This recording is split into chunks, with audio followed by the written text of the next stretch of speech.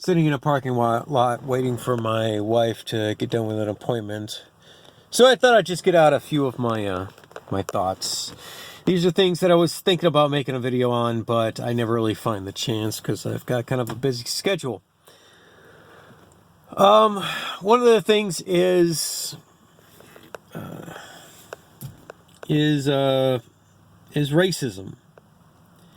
Now, is it acceptable for some people to be racist? Like, there are some people who are arachnophobic or deathly afraid of spiders, deathly afraid of snakes, deathly afraid of dogs, and things like that, because they have had a bad experience with them in the past. My wife had a really bad experience with a large boa constrictor when she was younger. It got wrapped around her throat, and she is deathly afraid of all snakes.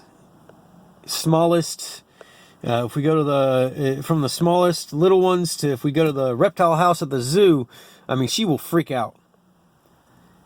Now, there are people who have had extremely bad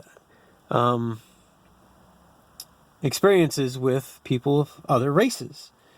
I mean, take for instance that teenage boy who got tortured by, I think it was like 5 young black kids, and live streamed on Facebook. Is it acceptable for him to now be deathly afraid of black people? He put his trust into these black kids. He thought he was going to make some friends, and then he ended up getting tortured for over 24 hours. Is it understandable, or should he be shamed for actually being afraid? I myself have had extremely bad experiences with black people, and I have had extremely good experiences with black people. One of my mentors was an older black man, and he taught me a lot. I loved him till the day he died, and I still think about him from time to time.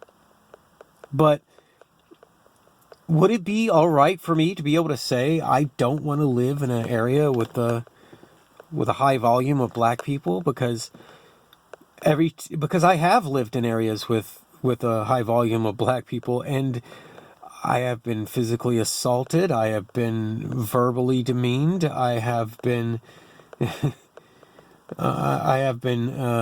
bullied, picked on, and shoved around by these black people.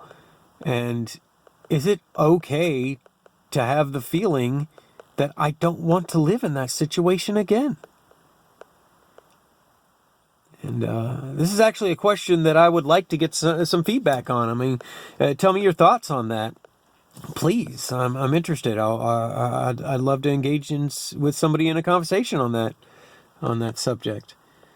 Second one is this whole Me Too thing. There's a celebrity in the news right now that is going through this whole Me Too thing with the woman that he had a bad sexual liaison with, and now everybody's calling him a sexual assaulter. Well, let's see. If he went by some of the rules of the past, he wouldn't have gotten in trouble. It used to be where men and women understood that if you brought somebody back to your house, it was kind of implied that you were going to try to have sex with them. If a man asked a woman to his house, the woman understood, well, he's thinking, if I go, I'm going to be okay with engaging in sexual contact with him. And the same way for the other way, if a woman invites a man back to her home, the man's going to be thinking, oh, well, she must be okay with having sexual contact. We may need to go back to some of them rules. We may, because with the culture nowadays, it doesn't seem like people understand that. There's just some of these rules that in the past protected everybody. And I just think we need to start understanding that. again. And I think the last subject I really wanted to try to get out was on transgenders. Transsexuals is actually what they should be called. Especially, like, I hear a lot of complaining from transsexual women, male to female transition, that a lot of straight cisgendered men are not wanting to have sex with them. Well, the thing is, straight men are looking for straight women. And frankly, they're looking for the biological factors.